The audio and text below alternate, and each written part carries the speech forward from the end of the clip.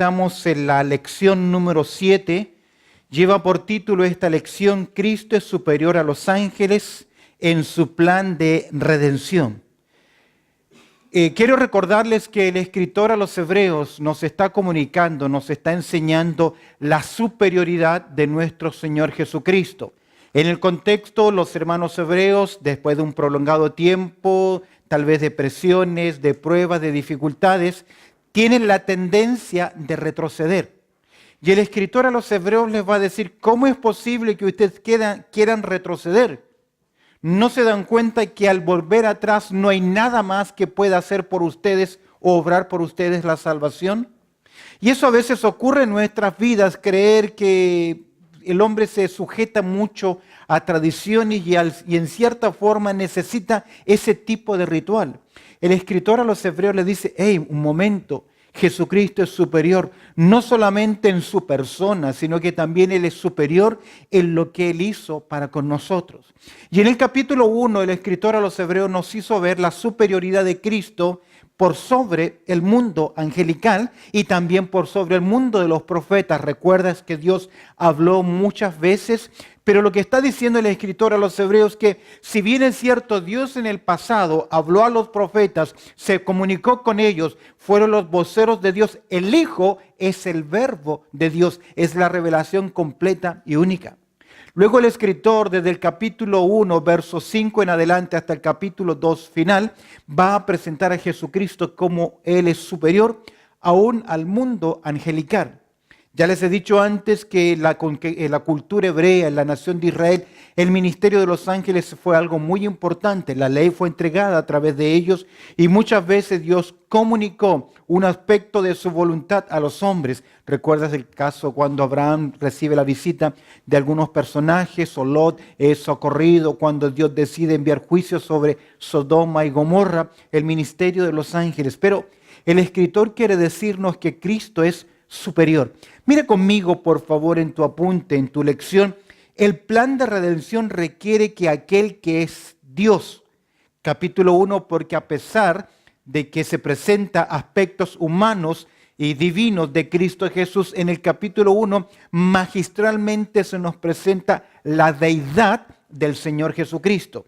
En el plan de redención, el plan de redención requiere que del capítulo 1 sea también el hombre, que aquel que es revelado en el capítulo 1 sea también hombre en este capítulo, que es el capítulo 2. Vemos cómo Jesús en su humanidad es superior a los ángeles porque ejecuta el plan maravilloso de ¿qué cosa?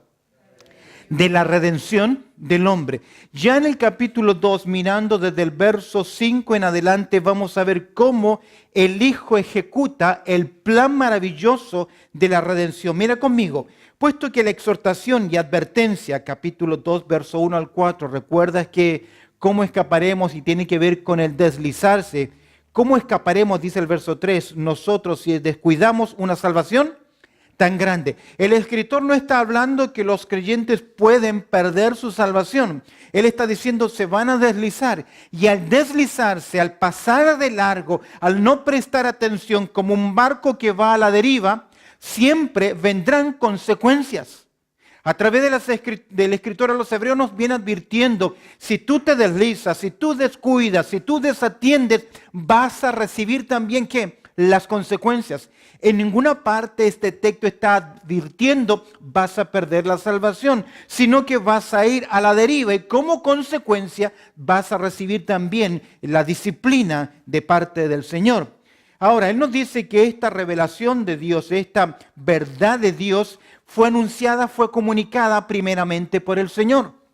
Y los discípulos, los apóstoles, Dios confirmó la enseñanza de ellos a través de señales, prodigios y milagros. Esa es la primera de 5 exhortaciones, algunos le llaman advertencias. Pasajes un poquito difíciles si los miramos superficialmente porque pareciera en algún punto que el creyente puede perder la salvación. Por lo menos ya en este capítulo 2 no es imposible.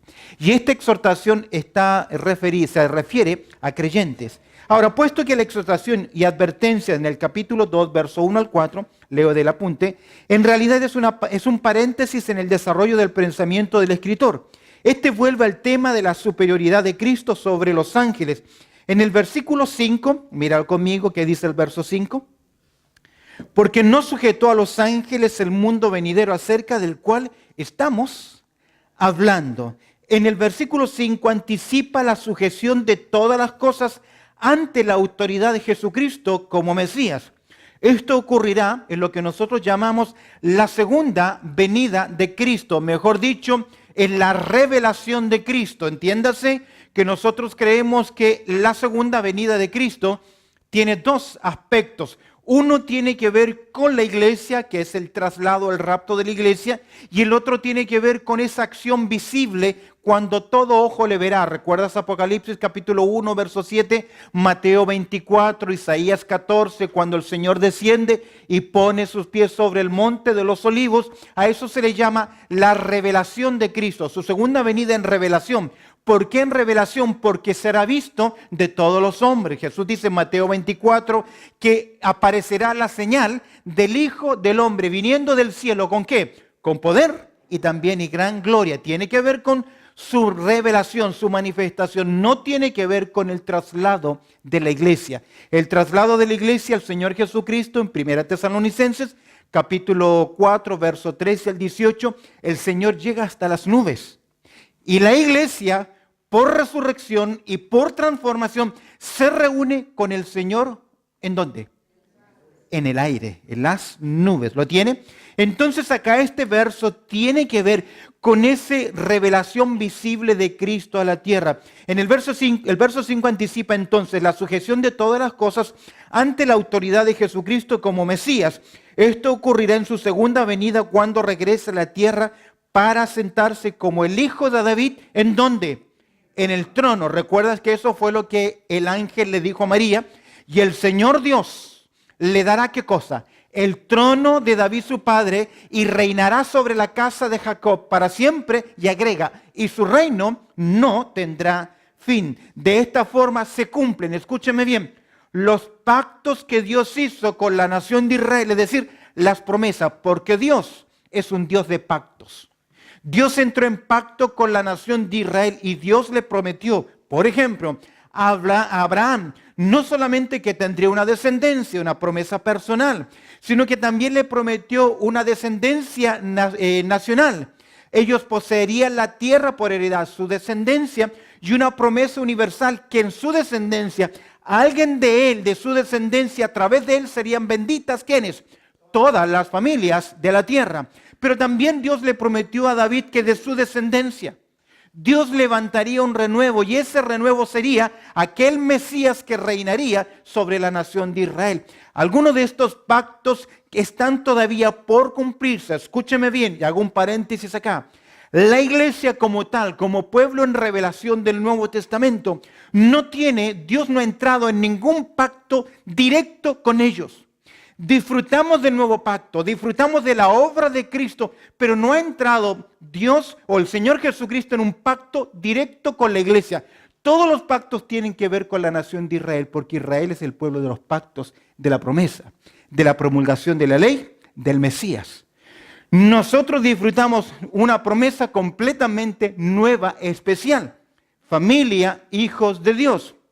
Entonces, ese momento, cuando el Señor Jesucristo venga en su revelación a esta tierra, se cumplirá lo que Dios le prometió en el Antiguo Testamento. Por eso que se le llama al reino milenial, cuando Él establezca su reino, un reino literal, un reino mesiánico, un reino mediado, y también será un reino temporal, porque no será para siempre. Será por 1000 años sobre esta tierra. ¿Por qué razón? Porque Dios tiene que cumplir lo que dijo en el pasado. Una sola palabra. Dios es fiel.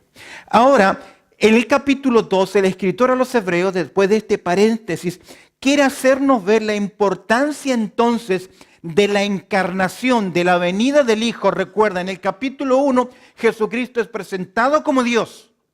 Pero en este capítulo 2, Jesucristo es presentado como hombre. ¿Recuerdas que pasamos un tiempo hablando sobre la unión hipostática de Cristo? 100% Dios, 100% también hombre. Ahora, ¿qué es lo que gana la humanidad? ¿Qué ganamos? ¿Qué ocurrió? ¿Qué logró nuestro Señor Jesucristo en su encarnación. Entiéndase por el término encarnación cuando el verbo fue hecho carne. Es decir, cuando se cumplen las profecías del Antiguo Testamento tocante a la venida del Señor. En Gálatas capítulo 4, verso 4 dice así: cuando vino el cumplimiento del tiempo. ¿Dios qué? Envió. Lo envió como un apóstol. Él es un apóstol porque él fue enviado con una misión especial. Y él no podía regresar, retornar a la gloria, volver a la gloria sin cumplir ¿qué? Aquella misión. Es por eso que cuando él le clama al Padre, pasa de mí esta copa, el cielo guarda silencio. Y el silencio de Dios fue la respuesta al Hijo, porque era el único medio, la única forma que él podía cumplir lo que el primer Adán perdió en el huerto del Edén. Es por eso que la encarnación del Hijo garantiza, escúcheme bien, la restauración de la tierra y la restauración del reino de Dios. Ahora, Dios es rey, amén, y él reina y hace conforme a su voluntad. Pero ese reino, Dios cuando crea al hombre se lo entrega a él. Todo lo puso bajo la autoridad del hombre. Señoread la tierra, sojuzgadla, domínenla. Dios le entregó el dominio de la tierra al hombre. ¿Y qué hizo el hombre? Lo perdió cuando cayó en el acto de desobediencia. Mira el verso 5, el reino en perspectiva. Sigue conmigo el apunte. Comienza el texto, verso 5, diciendo lo siguiente. ¿Cómo comienza? Primera palabra. Porque. Ese es un nexo. Es un nexo que nos lleva a un enlace. Después de la exhortación, después de ese paréntesis, sigue hablando ahora acerca del Hijo.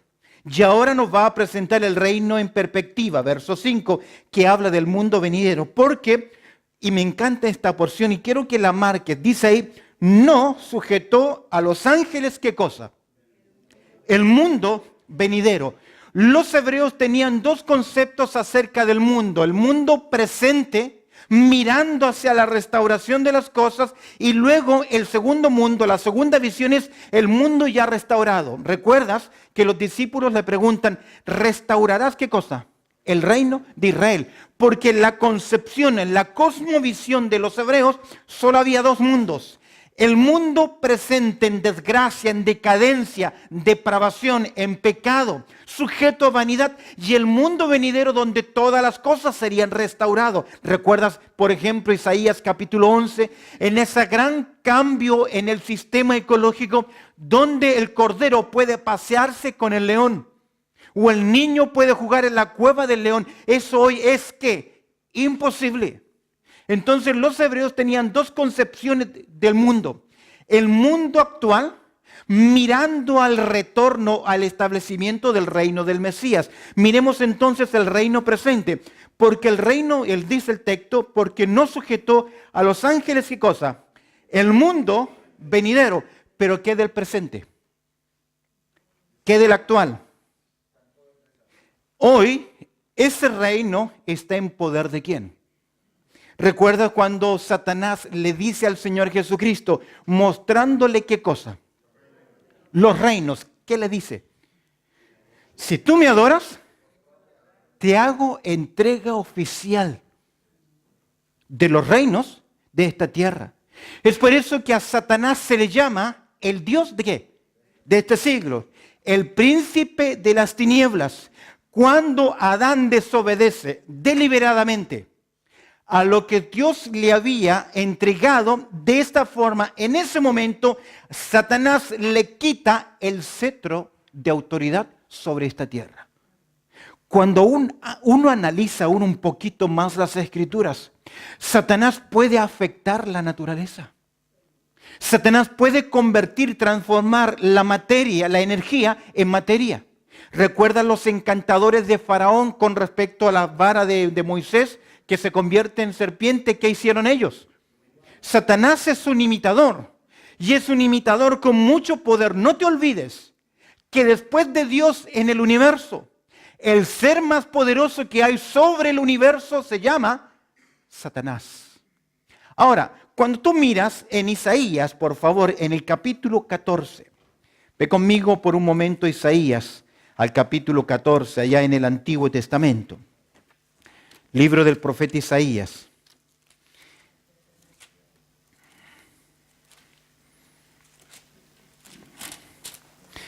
Encontramos, hay dos capítulos que nos describen las características de Lucifer, traducido para nosotros Lucero, que no sería la mejor traducción por Reina Valera, sino que es Lucifer. En Ezequiel capítulo 28, Isaías 14, se describe a este personaje. Primero se toma a un personaje histórico, un hombre. Y luego del hombre, del príncipe, se describe a un rey, a un ser superior. Ezequiel capítulo 28 describe la hermosura de ese ser, la función de ese ser, la belleza que él tenía. E Isaías capítulo 14 describe la acción de este personaje. Ahora, cabe hacer una pregunta. ¿Cuándo ocurrió esto? ¿Cuándo se produjo la rebelión? Realmente no lo sabemos. Puede que haya ocurrido antes del capítulo 3 del libro de Génesis, tiene que haber ocurrido ahí, porque en el capítulo 3 ya Satanás utiliza un medium, la serpiente. Algunos creen que es posible que Satanás cayese entre el versículo 1 y el versículo 2 del capítulo 1 de Génesis. A eso se le llamó la teoría de la brecha, que en el capítulo 1 describe que Dios creó los cielos y la tierra. Interesantemente, cuando dice la tierra, describe tierra seca. Usted leerá en los Salmos que Dios creó la tierra seca. Pero en el versículo 2 la tierra no está seca, sino que el mar, que la tierra estaba cubierta, ¿qué? Por agua. En el verso 2 usted que ve agua, ve tinieblas, ve oscuridad. Y Dios no creó las cosas vanas. De ahí que se sustenta que entre el verso 1 y el verso 2 pudiese haber ocurrido la rebelión angelical. Hoy no es el tema, sino que vamos a Isaías capítulo 14. Mira conmigo versículo 13. Capítulo 14, verso 13 dice, y en primer lugar quiero que veamos al considerar Isaías, por qué el reino venidero no va a ser entregado a los ángeles y cómo el reino presente sí está en potestad ¿de quién? De un ángel. Aquí hay algo interesante antes de mirar Isaías capítulo 14. Ya les digo que en la eternidad, en el futuro, cuando Dios establezca finalmente cielos nuevos y tierra nueva, después del reino milenial, después del gran juicio ante el gran trono blanco, cuando venga la eternidad, Pedro le llama el día de Dios, que describe la eternidad, cuando en cierta forma todos vamos a ser reseteados. Isaías 65 dice que he aquí Dios creará nuevos cielos y nueva tierra, y de lo primero no habrá memoria, ni más vendrá el pensamiento. Significa el día de Dios, la eternidad futura. No existe, escúcheme bien, no existe ninguna remota posibilidad que pueda desarrollarse una nueva rebelión, una caída. Porque el escritor a los hebreos dice que el reino venidero, ¿qué? Mírelo, ¿qué dice? No ha sido dado a los ángeles. Los seres humanos seremos transformados para siempre a semejanza del cuerpo de Cristo. Vamos a ser glorificados, incapaces ya de ¿qué? De poder revelarnos. Y en el mundo angelical, Dios ya declaró, este es un decreto de Dios. No existe la posibilidad que pueda ocurrir en el futuro a algún otro personaje angelical de autoridad que se quiera ¿qué? Porque Dios ha dicho, no ha sido entregado el reino venidero, ¿a quién? Pero esta presente dispensación, este presente periodo de tiempo, lamentablemente está liderado, como dice Isaías capítulo 14, por Satanás, Lucifer, portador de luces, que Isaías nos describe 5 acciones de él. ¿Estás en Isaías capítulo 14? ¿Sí? Mira, tú que decías en dónde, en tu corazón, solo Dios puede ver qué cosa. Lo que está en el corazón de sus criaturas. Viene a mi mente cuando el Señor Jesucristo, Juan nos dice para nosotros en el capítulo 2, que no necesitaba Jesús que nadie le dijese a él lo que había en el corazón de los hombres. Había muchos discípulos, muchos seguían a Jesús, pero Jesús no se fiaba de nadie, porque él sabía exactamente lo que había en el corazón. Se nos dice en el libro de los Proverbios que Jehová pesa el corazón de los hombres. Significa que Dios no ve las acciones solamente. Dios ve más allá, ve la motivación, ve la intención. Y aquí encontramos que Satanás, antes de revelarse en la acción, se reveló primero la actitud.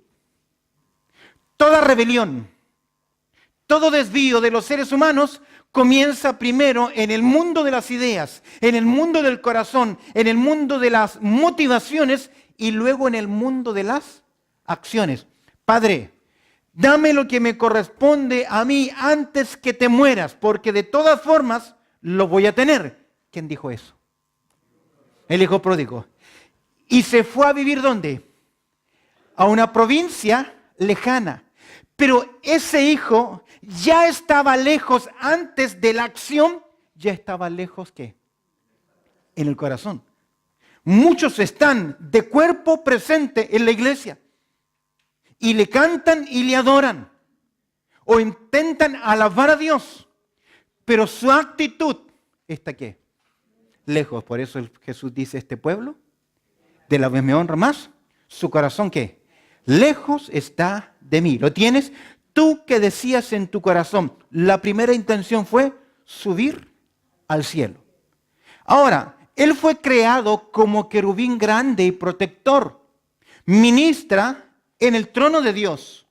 Ya les dije, hablando de los ángeles en el capítulo 1, que hay ángeles que ministran frente o delante del trono de Dios y desde el trono de Dios. Es obvio que Lucifer fue creado como querubín grande y protector. Eso significa que él fue el único creado en su especie, que el moverse de él era inspiración de adoración a Dios. Y cuando él fue creado, los ángeles lo adoraron, lo alabaron a Dios por la grandeza de él. Perfecto eras en todos tus caminos desde el día que fuiste creados hasta que se halló en ti maldad. Querubín grande y protector, ministraba en el trono de Dios, pero no se conformó, porque él ¿qué quiere?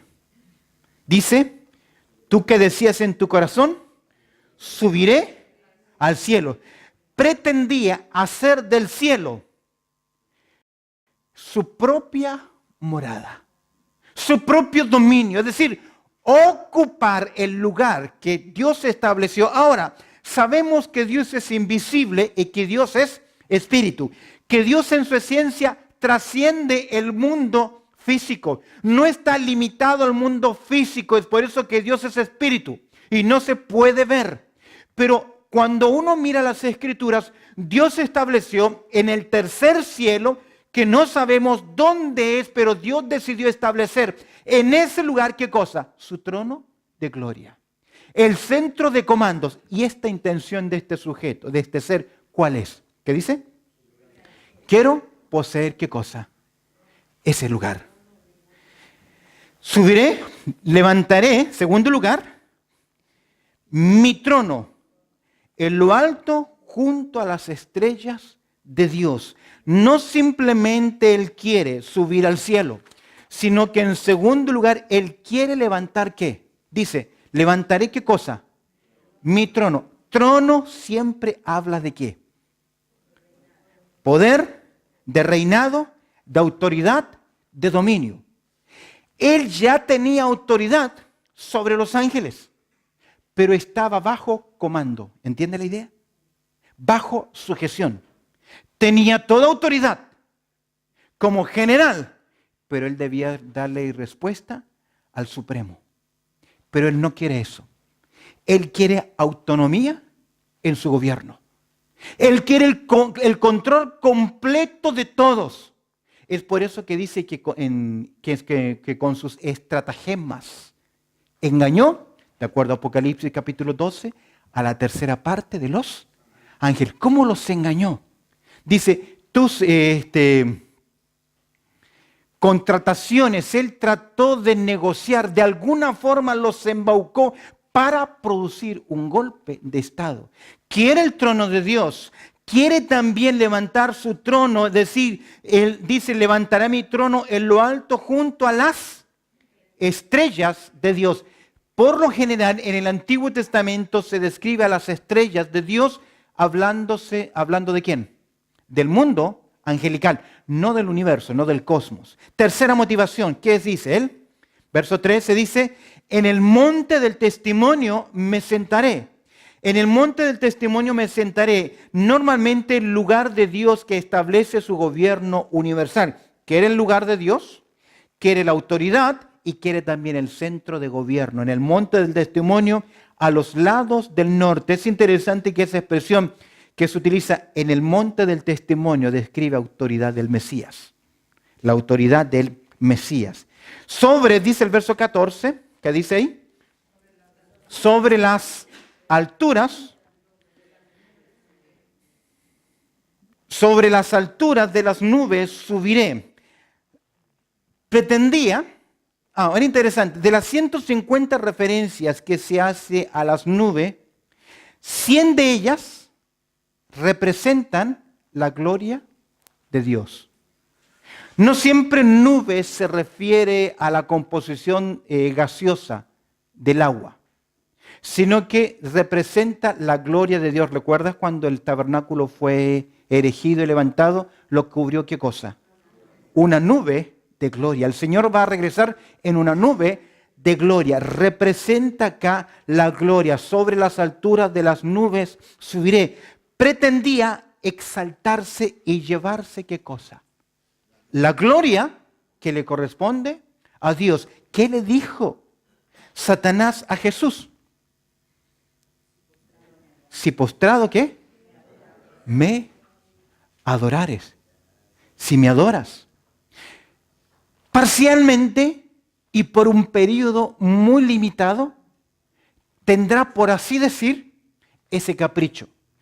Cuando él entronice a su engendro. Cuando él entronice al inicuo. ¿A quién? Al hijo de perdición. Porque a través de este anticristo, él mismo será ¿qué? Adorado.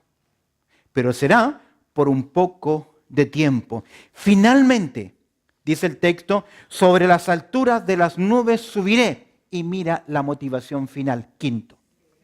Seré semejante al Altísimo. No quiere aparentar ser Dios. Quiere ser Dios. Ahora, es interesante que el término Altísimo es la palabra el Elión en hebreo.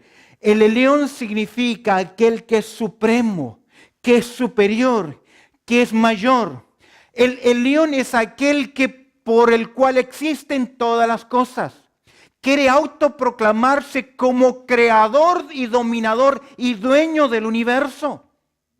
Esa es la intención que él tiene. ¿Por qué? Porque si hay un distintivo dentro de los atributos de Dios, es su omnipotencia. Omnipotencia en Dios significa que él tiene que todo el poder, ¿para qué? Para crear y descrear. Tiene todo el dominio sobre la materia física. Él la hizo aparecer de la nada. Y Satanás quiere ¿qué cosa?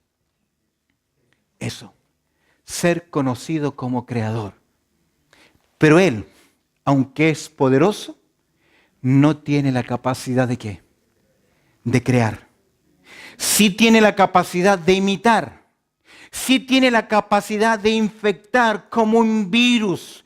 Carcome el organismo vivo como las células cancerosas comen las células vivas en el cuerpo. Así también Satanás, él es homicida y padre de mentira y engañador y trata de alguna forma afectar a la humanidad.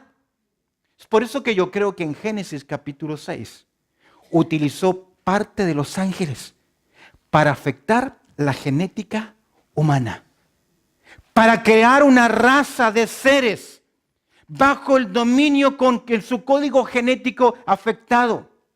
Es por eso que el Señor Jesucristo, y esa es mi creencia muy personal, quería en el aniversario predicar una serie sobre como los días de Noé, no estoy seguro todavía, pero ¿recuerdas que el Señor Jesucristo dijo que como fue en los días de Noé, así será también, ¿qué cosa? La venida del Hijo del Hombre.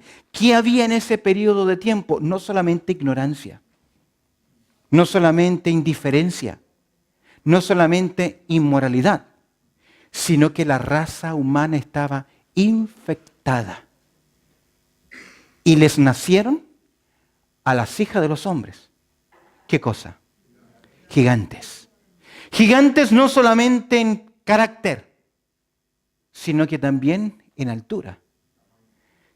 Usted sabe que Goliat casi medía 4 metros de altura. Y yo creo que David le dio muerte a todos los gigantes que existían. Los pocos que se salvaron después del diluvio. Ahora usted me preguntará, pero si hubo gigantes en el diluvio, todos murieron con un diluvio universal. Estoy 100% de acuerdo. Pero una de las nueras de Noé llevaba ¿qué cosa? El germen. La afección genética. Porque ya los vamos a ver cuando cuando Israel quieren poseer la tierra. ¿Recuerdas cuál fue el reporte de los hijos de Anac? Nosotros parecemos ¿qué? Es decir, que aún quedaba una pequeña ¿qué? Infección en la genética humana que el rey David se encargó de ¿qué? De extirparla. Ahora, ¿qué ocurrió con esos seres angelicales? ¿Qué ocurrió con esos seres angelicales? Dios inmediatamente ¿qué hizo? Los encarceló. Y ahora están esperando recibir ¿qué cosa? La sentencia final. Ser enviados ¿dónde? Al lago de fuego y azufre. Porque el infierno fue creado ¿para quién? Para Satanás y sus ángeles. Entonces, todo lo que quiere hacer Satanás es tener el control y el dominio. Ahora, ¿qué bofetada más grande debe haberle dado Dios a Satanás?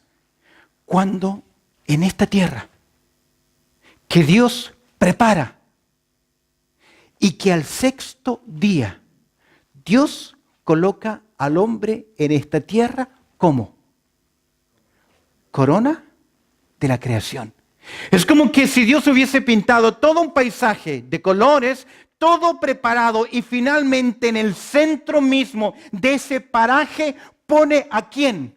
Al hombre y agrega que fue creado como a imagen y semejanza de Dios. Si bien es cierto, y lo vamos a ver, que el hombre fue creado ¿qué? Poco menor que los ángeles, pero a ese hombre, a ese proyecto humano, a ese antropos, a usted y a mí, nos hizo a imagen y semejanza de Dios. Y ahora en nuestra desgracia llevamos aún ¿qué cosa? La imagen y semejanza de Dios. Es por eso que Dios envía a su Hijo para buscar y salvar ¿qué? Lo que se había perdido. Dios centra toda su atención. Y hay algo más. El plan de salvación, la redención, solo afecta al ser humano. Si bien es cierto, las implicaciones son universales, pero ningún ser angelical puede decir, el Señor a mí también, ¿qué? Me redimió. ¿Por qué? Porque la condición de los ángeles es irreversible, es irrevocable. No puede haber un salto que un día Satanás venga ante Dios y le diga, ¿sabes qué?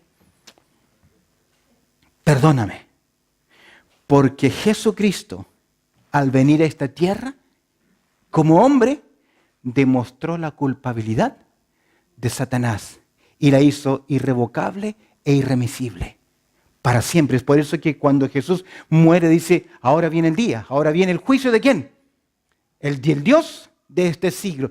Cuando uno sigue la teología, la doctrina de la satanología, la demoniología, usted verá que su carrera, aunque tiene altas en acciones, es una carrera descendente, juicio tras juicio. Se rebeló y fue desterrado ¿de dónde? Del cielo. En esta tierra se le destinó a ser pisoteado por el Señor Jesucristo. En la cruz, Jesús, ¿qué hizo? Lo venció. Le venció su dominio, lo degradó porque como un general le quitó ¿qué cosas? Las jinetas. Un día será limitado a esta tierra a mitad del tiempo de la tribulación. ¿Te das cuenta que sigue viniendo qué? Para abajo. Y en el reino milenial, ¿qué va a pasar con él? ¿Ah? Va a ser encerrado. Y cuando lo suelten, va a ser liberado por un poco de tiempo. ¿Y luego qué le ocurrirá? A la capacha. A Chirola, ¿cómo le llama? Al lago de fuego y azufre. Y ahí estará per seculum seculorum. Para siempre. Entonces su carrera es ¿qué? Descendente. ¿Por qué? Irremisible e irrevocable.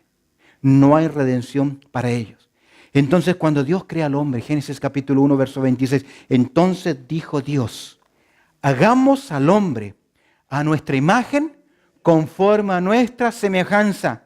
Y agrega, y señoré en los peces del mar, en las aves de los cielos, en las bestias, en toda la tierra y en todo animal que se arrastra sobre esta tierra. Es por eso que Satanás, escúcheme bien, odia al hombre.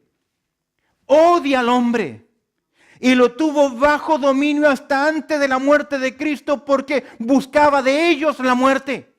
Pero el Señor Jesucristo que le quitó las llaves de la muerte, Él no tiene poder sobre usted y sobre mí. No me puede quitar la vida jamás. Solo si Dios quiere. Solo si Él quiere. Pero aún así, sembró la historia humana el temor a la muerte. ¿Por qué cree usted que en nuestras culturas hay tantos sacrificios a los dioses para hacer prolongadas la vida? ¿Por qué siempre hubo un misticismo en búsqueda de la vida eterna? Del cáliz de la vida eterna, de la sangre que renueva y da vida. En todas nuestras culturas hubo temor a la muerte. Pero cuando nuestro Señor Jesucristo muere y resucita, nos quitó el temor a la muerte. Amén. Es por eso que el creyente puede caminar de frente hacia la muerte. Hay incertidumbre, hay preocupación, pero un creyente que tiene firmes sus convicciones, mira la muerte como con la frente en alta, porque sabe que tras ese umbral, ¿con quién se encuentra? Con su amante Salvador, con su Señor. Es por eso que yo recuerdo a mi abuela 15 minutos antes de morir. Le decía, abuela, ¿qué ves? Ella ya no podía ver y ella me decía, veo un mar maravilloso y veo una luz tras el otro lado del mar que me está llamando, ¿Sabes qué? Leí la muerte de D.L. Moody y D.L. Moody dice, lo veo y murió mirando la esperanza. Esos son los hijos de Dios. Por eso que Satanás, ¿qué? Odia al creyente.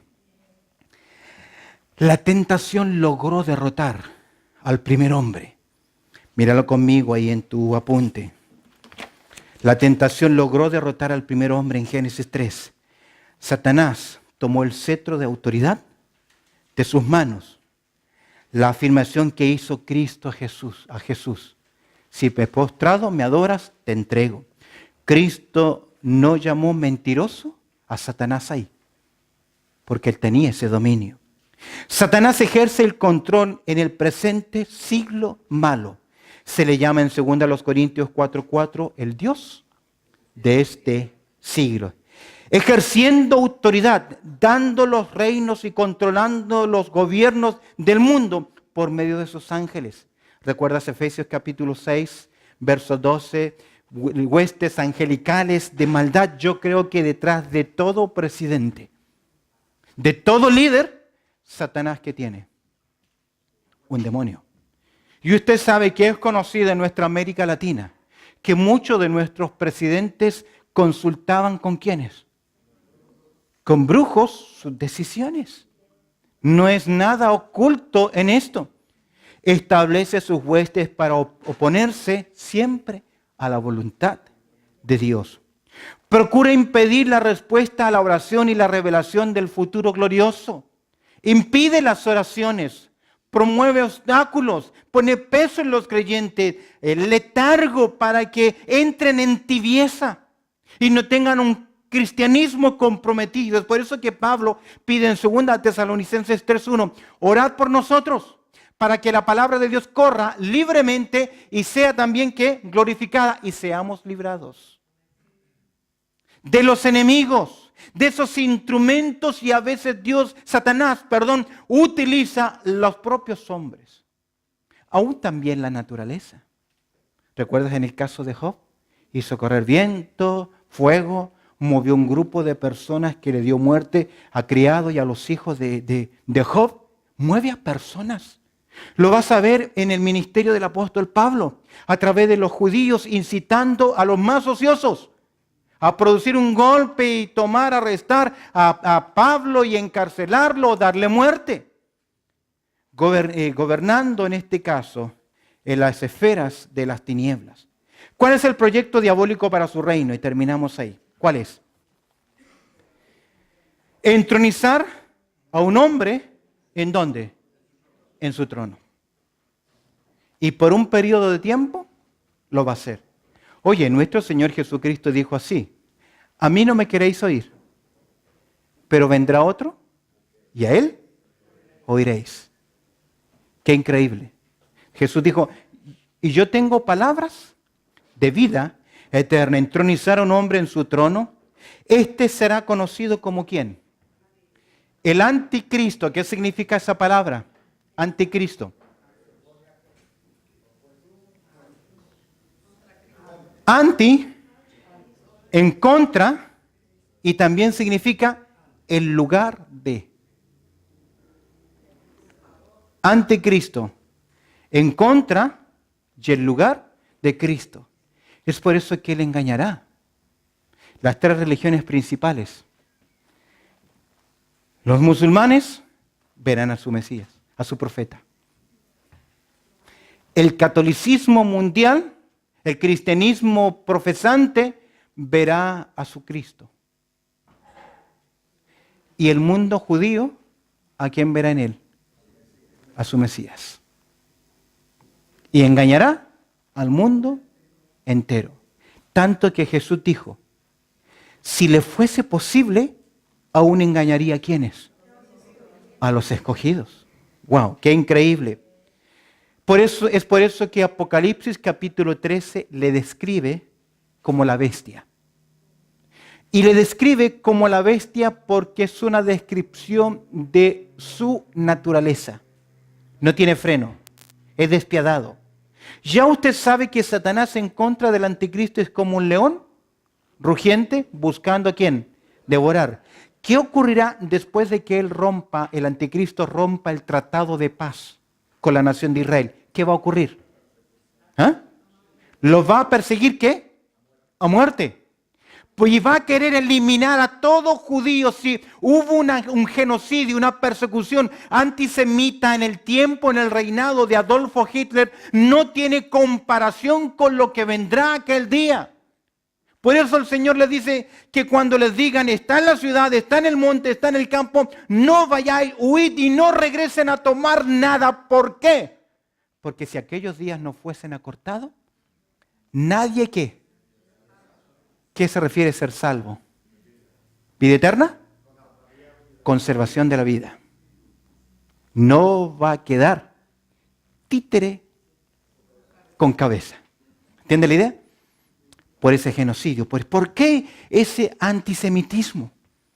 Porque él muy bien sabe que si no hay un reino, el reino puede reinar. Si no hay un Israel, no se pueden cumplir ¿qué cosa?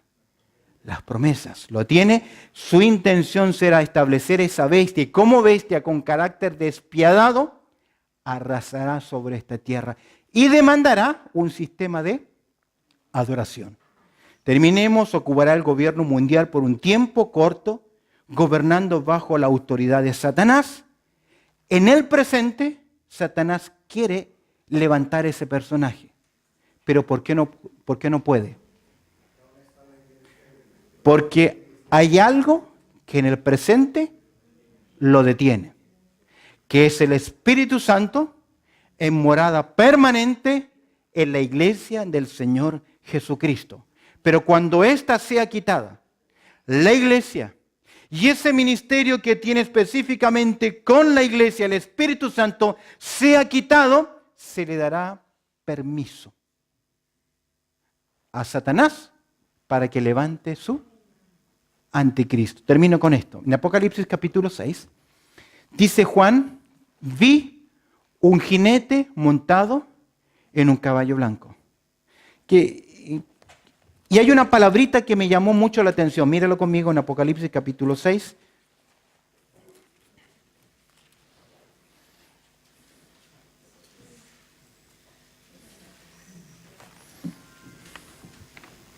Mira, el verso 1 dice, vi cuando el Cordero abrió uno de los sellos y oí uno de los 4 seres vivientes decir con voz de trueno, ¿quién?